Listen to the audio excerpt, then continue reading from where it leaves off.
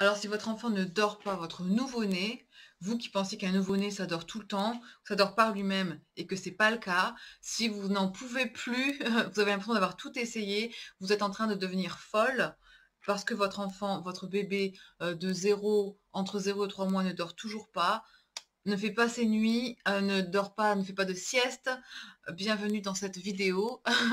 Bienvenue ici Mariam. Alors je partage dans cette vidéo comment mon nouveau-né dort aujourd'hui 12 heures la nuit et fait des siestes en fait après chaque heure de réveil. Donc une fois, en fait elle fait la sieste toutes les heures une fois qu'elle est réveillée. Donc en fait, une heure de réveil est suivie par une sieste, puis elle se réveille, une heure de réveil est suivie par une sieste. C'est pas simple à expliquer comme ça, mais en réalité, donc elle fait environ 6 siestes dans la journée, de presque une heure, généralement une heure, et la nuit, 12 heures d'affilée. Elle se réveille, bon, elle est encore un nouveau-né, elle se réveille pour téter la nuit, 2 à 3 fois.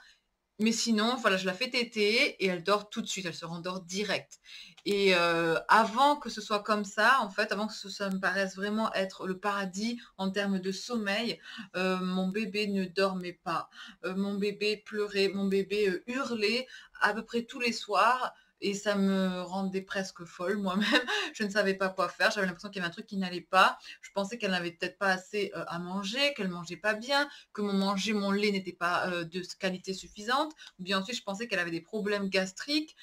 J'ai même une fois, j'étais tellement désespérée qu'une fois, j'ai appelé les urgences et qu'ils m'ont renvoyée vers le docteur. Le docteur m'a rappelé en me disant, c'est normal qu'un nouveau-né hurle, c'est pas grave, vous n'avez pas besoin de venir me voir. Voilà, c'est tout ce que j'ai eu comme retour. Et je vous assure que personne autour de moi ne savait quelle était la raison. Personne autour de moi n'a pu me donner de clés. Personne autour de moi n'a jamais amené la solution, enfin le vrai problème, parce que la source du problème, c'est qu'en fait, mon bébé était épuisé, fatigué, il n'arrivait pas à s'endormir par lui-même, parce qu'en réalité, les bébés ne savent pas forcément dormir par eux-mêmes, ils ont besoin d'aide, ils ont besoin de la clé vraiment de cette vidéo pour le sommeil, c'est ils ont besoin d'être entraînés, d'être éduqués à dormir. Et moi, ça, je ne savais pas parce que c'est la première fois que je suis maman et que j'ai jamais entendu ça une fois de plus autour de moi et qu'avant nos générations passées, sans vouloir être critique, mais généralement on laissait les enfants hurler, on se disait qu'ils allaient se débrouiller par eux-mêmes, on n'avait pas les outils qu'on a aujourd'hui, et du coup on se retrouvait avec des enfants qui hurlent, des mamans qui pouvaient rien faire forcément à côté ou avaient des difficultés à garder leur travail si elles souhaitaient, avoir une vie si elles souhaitaient à côté, avoir du temps pour elles-mêmes, avoir du temps pour prendre soin d'elles, et on mettait vraiment de côté en fait le temps pour soi. Alors qu'aujourd'hui, si on se rend compte que si on n'a pas de temps pour soi, on ne peut pas avoir un bébé qui est heureux, on ne peut pas prendre du temps avec son bébé, on ne peut pas participer aux activités, au développement de notre enfant. Et c'est super important, voilà, du coup, euh, de savoir comment entraîner son enfant à dormir. Et aujourd'hui, mon bébé, elle a même pas 3 mois et elle dort donc 12 heures par nuit et elle fait 6 siestes par jour. Et en fait, après chaque heure de réveil, chaque heure d'activité de jeu ensemble, je sais qu'à la fin de cette heure-là, elle va dormir pour 30 minutes à 1 heure et de nouveau elle va se réveiller pendant 1 heure, puis se rendormir, puis se réveiller pendant 1 heure et se rendormir. Et c'est génial, donc jusqu'à la nuit comme ça. C'est génial parce que je peux programmer une vie à côté, je peux programmer de continuer de travailler. Je travaille en ligne, donc surtout dans le marketing en ligne, Internet. J'ai pas arrêté de travailler et je pense que c'est possible de concilier être une maman qui passe du temps avec son enfant, une maman qui s'amuse avec son enfant, et une maman qui a aussi une vie sociale, une vie familiale, et une maman qui a aussi du temps avec son bébé, son enfant, même si votre enfant est nouveau-né. Pas besoin d'arrêter. Alors forcément, si vous avez un travail à l'extérieur qui implique que vous ne pouviez pas le faire avec votre bébé, c'est problématique. Mais si vous créez votre activité, si vous avez votre propre activité, vous travaillez de chez vous, ben vraiment, vous pouvez concilier les deux et sans être épuisé, sans avoir l'impression de bâcler votre vie, sans avoir l'impression de bâcler votre temps pour vous, en ayant du temps pour méditer, etc. C'est tout à fait possible. Et je dis ça, et, je n'ai pas spécialement, j'ai pas de famille, enfin j'ai une famille proche autour, mais je leur demande pas forcément de venir ou de m'aider. Je vis seule avec mon bébé ici. Papa vit dans un autre lieu qui est pas loin, mais on va chez papa ou papa vient. On n'est pas ensemble en fait pour éduquer l'enfant H24. Du coup, je parle de cette manière aussi pour que les femmes qui sont, ou les mamans qui sont solo, se retrouvent et se disent c'est possible pour vous aussi, maman solo, d'avoir tout ce temps-là pour vous. Et la seule clé, c'est d'entraîner votre enfant à dormir toute la nuit.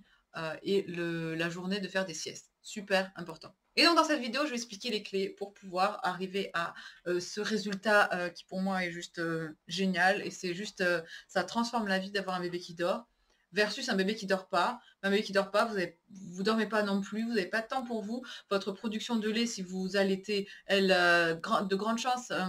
il y a de grandes chances qu'elle diminue parce que du coup, si vous manquez de sommeil, que vous manquez de temps pour vous, que vous avez un stress qui augmente, ben, ça impacte la production de lait et donc votre allaitement derrière.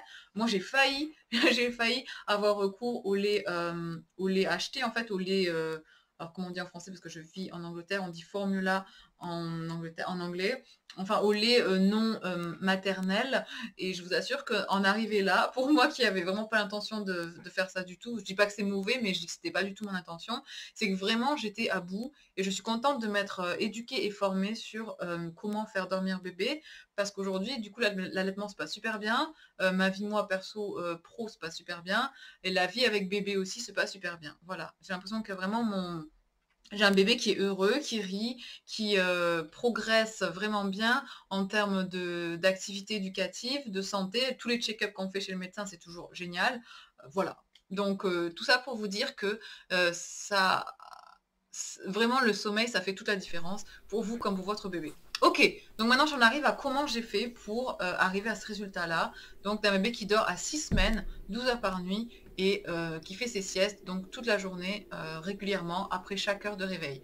La première clé, c'est l'environnement. Alors l'environnement, ça veut dire de créer un environnement qui est un environnement de dodo, de dormir pour votre enfant, pour votre nouveau-né. Et ça dès le départ en fait. Et moi je savais pas, je pensais qu'un nouveau-né, ça dormait par lui-même. Alors au début, la première semaine, c'est ce qui se passait. Elle dormait dans les bras, limite on avait du mal à la garder réveillée. Mais au bout d'une semaine, c'était plus du tout comme ça. C'était je crie pour que tu m'aides, maman, à dormir. Et je savais pas moi ça. Même quand je voyais qu'elle était fatiguée, que je la mettais dans son lit, elle ne dormait pas. C'était pas suffisant en fait. C'est qu'il faut plus il faut une méthode plus développée et il faut surtout des outils. Et c'est ça que j'avais pas conscience. Il faut créer un environnement avec des outils. La première clé, c'est un environnement qui est différent de l'environnement où on joue. Un environnement qui est dormir. Et dans cet environnement-là, il n'y a que des choses qui sont favorables pour le sommeil. Il n'y a pas de jouets, il n'y a pas de lumière bling bling, il n'y a pas de petits... de choses qui tournent, il n'y a pas voilà, il y a pas de choses qui attirent l'enfant vers un amusement plutôt que vers le sommeil, qui détournent l'enfant du sommeil. Donc finalement, c'est un environnement qui est minimaliste et c'est important voilà, de garder cette sobriété dans la chambre. Moi, c'est ce que j'ai fait, c'est la chambre de bébé. Elle a sa chambre à elle, c'est pas ma chambre, je n'y dors pas, je n'y joue pas, je n'y fais rien d'autre, c'est sa chambre à elle et elle sait que c'est la sienne et elle y va pour dormir. Alors, au fur et à mesure qu'elle grandit, là, elle va passer au stade « je ne suis plus un nouveau-né ». Ça va changer un petit peu, mais pour l'heure, je lâche vraiment cette vidéo pour les nouveau-nés et le sommeil. C'est important de garder cette chambre-là, focaliser sur le sommeil et rien d'autre. Donc, minimalisme, focaliser sur le sommeil. L'autre clé dans la chambre, c'est que vous voulez que cette chambre-là soit noire. Noire dans le sens, alors ça ne veut pas dire forcément un noir obscur total et il n'y a pas un brin de lumière, mais vous voulez faire en sorte que cette chambre-là reste sombre, pour que l'enfant, dès que vous amenez votre enfant, parce que c'est vous qui allez faire cette démarche-là, d'amener votre enfant dans sa chambre, je vais expliquer quand, dans cette chambre-là, qui est donc minimaliste, il n'y a pas d'autre objet que des objets pour le sommeil, et qui est sombre. Donc mettez des rideaux, moi j'ai acheté des rideaux exprès, en fait des doubles rideaux, j'ai même acheté, et donc dès qu'on va dans la chambre, bébé sait que c'est l'heure de dormir, soit l'heure de la sieste, soit l'heure de dormir la nuit. Ok, ça c'est la première chose, l'environnement. Deuxième chose, ça va être de vous rendre compte des signaux de votre enfant, d'étudier votre enfant, d'observer votre enfant et de faire attention aux signaux de sommeil. Alors les signaux de sommeil, c'est une première étape. Et la deuxième étape, c'est de parvenir, grâce à ces signaux de sommeil, de faire dormir votre enfant ou d'amener votre enfant à réussir à s'endormir par lui-même. C'est vraiment ça la clé en fait. Au début, vous faites tout ce que vous pouvez pour que l'enfant s'endorme avec votre aide au maximum. Mais au bout d'un moment, étape par étape, l'enfant va s'endormir tout seul progressivement jusqu'au moment où on arrive à poser simplement l'enfant dans son lit et il dort. C'est ce qui se passe aujourd'hui pour moi. C'est génial parce que je sais maintenant exactement, elle est réglée comme une horloge, 1 heure de réveil, à la fin de son heure de réveil active, d'activité, etc. Elle commence à me donner des signaux. je sais que c'est l'heure de dormir pour elle, qu'elle veut dormir. Je la pose dans son lit et paf, en quelques secondes, elle dort, c'est réglé. Et c'est génial quand c'est comme ça parce que du coup, il y a cette connexion et cette communication non verbale qui se fait, qui est là, qui s'instaure et c'est vraiment on se sent beaucoup plus forte en tant que mère et aussi on a l'impression que son enfant, on voit son enfant acquérir une forme d'indépendance et d'autonomie dans son développement. C'est juste, c'est formidable. Je ne sais pas comment expliquer autrement que le sentiment, ce qu'on ressent vraiment quand on arrive à voir les progrès de son enfant au niveau du sommeil, essentiellement. En tout cas, je parle vraiment là du sommeil. Ok, donc l'idée, ça va être ça, de regarder les signaux. Au début, les signaux, ça va être un bébé qui se frotte les yeux. Donc, à nouveau, je parle pour les nouveau-nés de 0 à 3 mois. Un bébé qui commence à fermer les yeux. Un bébé qui commence à être, à pleurer, à chouiner, à pas être très confortable. Un bébé qui en a marre de l'activité que vous êtes en train de faire avec lui. Et regardez, ça fait au bout de combien de temps votre bébé est réveillé. Si votre bébé est réveillé depuis 45 minutes, même au début, c'est même 30 minutes pour les tout petits nouveau-nés. 30 minutes, 45 minutes, 1 heure, vous savez que c'est l'heure pour votre bébé. Votre bébé a besoin de dormir et il est en train de vous montrer qu'il a vraiment besoin de dormir. Donc à vous maintenant de faire la démarche, donc à nous de savoir, donc la partie numéro 2, c'est d'aller dans la chambre. Donc on va dans la chambre de bébé et là on va faire la démarche de l'amener progressivement à s'endormir. Au début, on aide énormément. Au début, donc, on berce. Moi, je berçais ma fille, donc Anya, sur mon épaule. Je chantonnais pour elle. Je faisais des câlins. Et aussi, il y a d'autres outils, ça dépend après de votre enfant, de quel âge il a, de comment. Alors, la personnalité de votre enfant, c'est super important aussi. La manière dont il dort. Voilà, il y a plusieurs choses. J'en parle en détail selon quel est votre enfant, sa personnalité dans la formation que j'ai créée à ce sujet pour aider les mamans qui étaient désespérées comme moi je l'étais. Donc, le lien de cette formation est sous cette vidéo dans la chaîne YouTube. Là, je suis obligée de faire une vidéo qui est généraliste pour tous les bébés parce qu'il y a une base en fait de cette méthode qui est pour tous les bébés. Et après, selon certains bébés et selon votre organisation, c'est légèrement différent. Mais il faut absolument des outils. Et donc, les outils, au début, c'est la noirceur. Et après, c'est le son selon votre enfant et d'autres outils, etc., selon comment votre enfant arrive à dormir ou pas.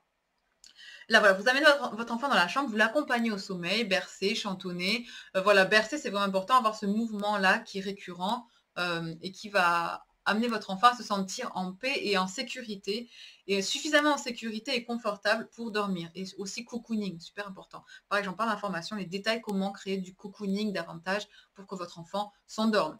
Et au début, voilà, vous posez votre enfant dans le lit, vous expliquez, vous dites à votre enfant, là c'est l'heure de la sieste, ou là c'est l'heure de dormir, c'est la nuit. Comme ça, votre enfant sait au fur et à mesure et capte par tous les signaux différents qu'en effet, là c'est l'heure qu'il dorme et sait par lui-même que c'est l'heure de dormir et s'endort par lui-même au fur et à mesure. Donc au début, ça nécessite un certain travail qui peut être plus ou moins long, mais ça fonctionne. Peut-être on peut répéter au début, peut-être il faut répéter selon l'enfant, le bébé que vous avez.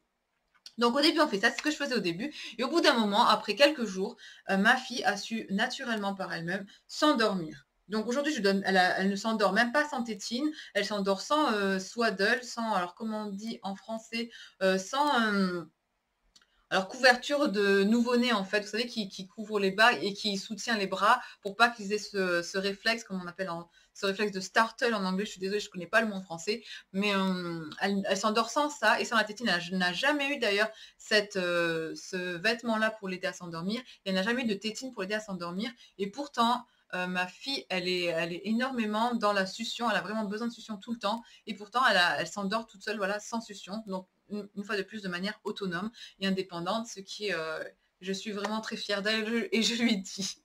Donc c'est vraiment ça. La première étape, enfin la deuxième étape, en fait, après les signaux, c'est d'amener votre enfant, de bercer votre enfant pour qu'il s'endorme et d'amener progressivement votre enfant à s'endormir par lui-même. Une fois que ça c'est fait, vous sortez de la chambre, donc la chambre qui est dédiée à votre enfant et pas à vous. Alors au début, on est peut-être, certaines mamans ne sont pas confortables à avoir une chambre qui est séparée de la leur, séparée de leur visu. Si c'est comme ça, ayez le lit proche de vous, mais gardez à l'esprit qu'il faut avoir le sombre en fait, la noirceur, sinon ça va être très difficile d'avoir votre bébé qui s'endort. Aujourd'hui, moi, ma fille, donc je répète, ça fait, elle n'a pas encore 3 mois. Elle dort seule dans sa chambre quand elle fait ses siestes et seule dans sa chambre la nuit.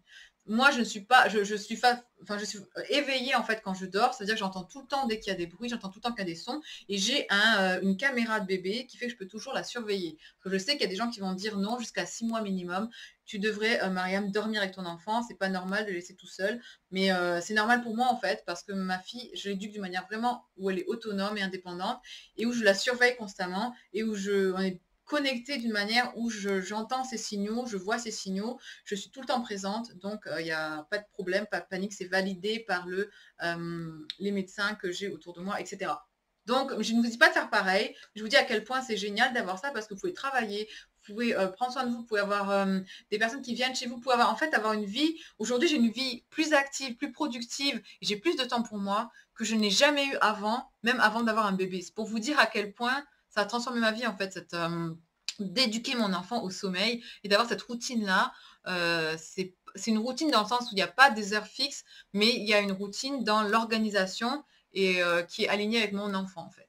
Et c'est juste génial. Je ne sais pas comment vous dire davantage. C'est génial quand c'est organisé comme ça. Ça veut dire que les choses fonctionnent entre vous et votre bébé. Et ce lien-là se crée d'une manière qui est saine et saine pour le développement de votre bébé et votre santé à vous, en fait.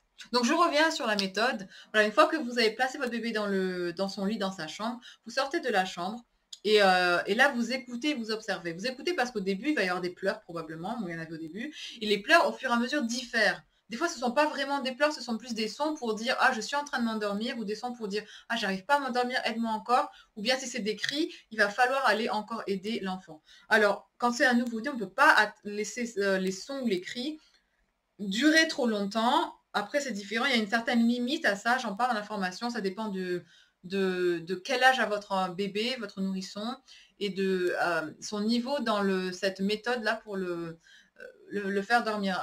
Où il en est dans la méthode et depuis combien de temps vous placez la méthode, vous travaillez cette méthode avec votre enfant.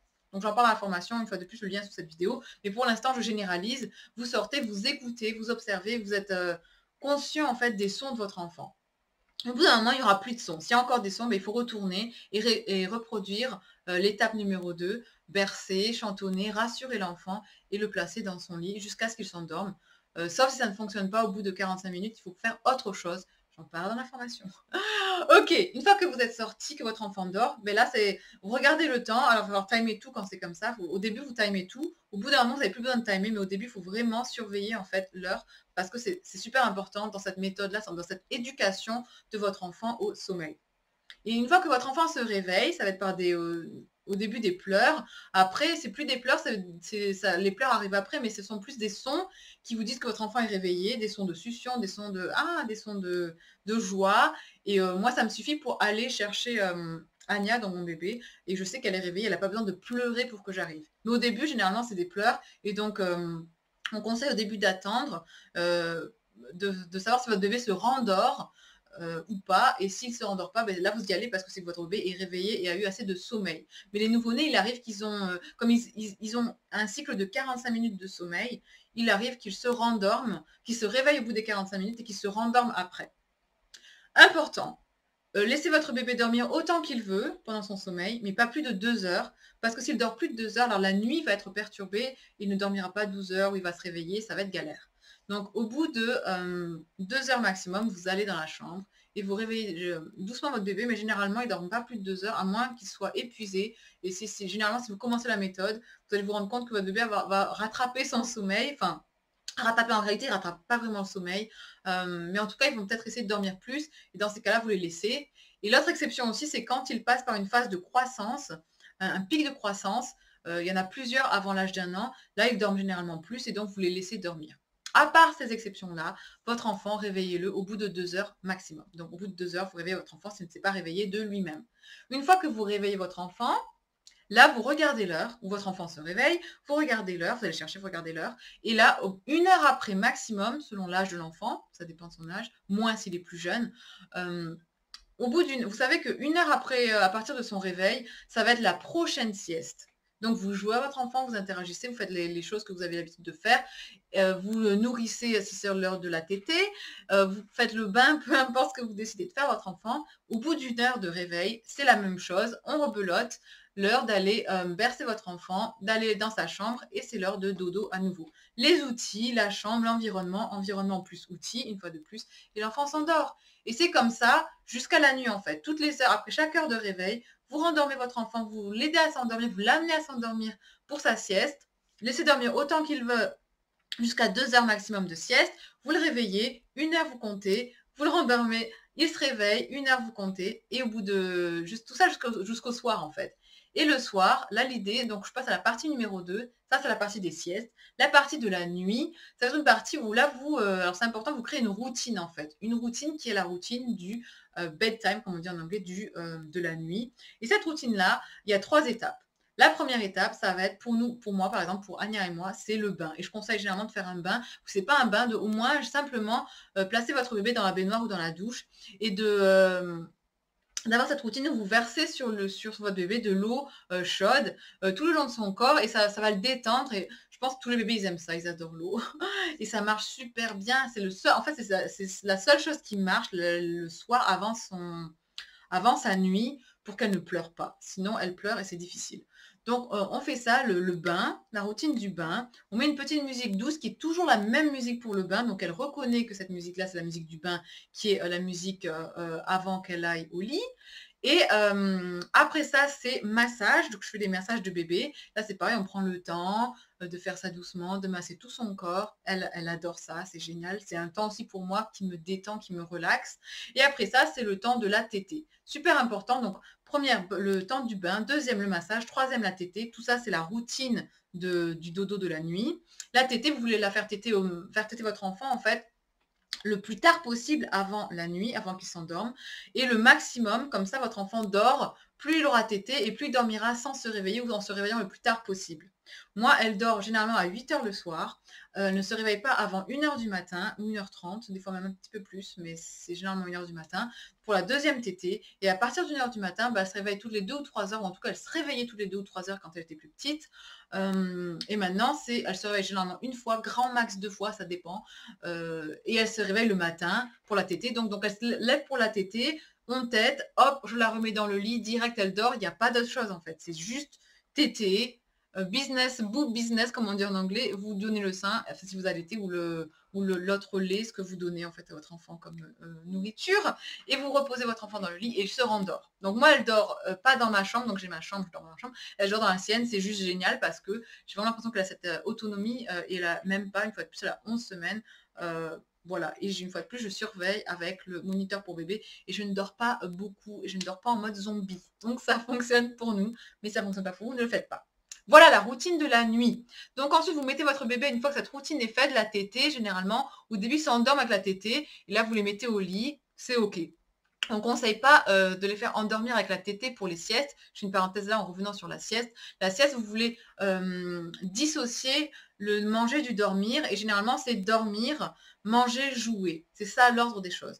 Dormir, manger, jouer. Donc, ils se réveillent de leur sieste, ils tètent, vous jouez avec eux et ils se rendorment. En fait, il y a une transition entre le jeu et le dormir parce qu'on ne peut pas être super excité de jouer et pour dormir tout de suite après, il y a la transition. Et la transition, c'est bercer, chantonner et expliquer à l'enfant, dire à l'enfant, là, c'est l'heure de la sieste. OK? Je reviens sur la période de la nuit. Donc, après votre routine en 3 étapes, bain, massage, tétée. En tout cas, c'est la nôtre. Je conseille que ce soit celle-là parce qu'elle fonctionne bien pour tout le monde. Vous placez votre bébé au lit et là, votre bébé est parti pour 12 heures avec des réveils possibles. Donc, 2 ou 3 réveils dans la nuit selon votre routine avec votre enfant et vous, la personnalité de votre enfant, ça dépendra, voilà, les réveils pour le tété, mais il n'y a que le tété et on rendort. Et le matin, quand mon bébé se lève, alors comme je ne dors pas avec mon enfant ou proche de mon enfant, du coup, nous, le matin, quand elle se réveille à 8 heures, on passe 1 heure, donc son heure de réveil, la première heure de réveil, à se connecter ensemble dans sa chambre, donc sa chambre qui est toujours dans la pénombre, donc, et je mets en fait un petit matelas par terre, une couverture, et ensemble, parce que vraiment, cette heure-là, c'est la meilleure de la journée pour moi. C'est l'heure où elle gazouille, où elle sourit énormément parce qu'elle est toute fraîche de sa super nuit de récupération. Donc, on reste tous les deux en pyjama et puis on passe du temps ensemble à se câliner, à parler, à chantonner. Et c'est vraiment agréable. C'est un temps que j'aime beaucoup.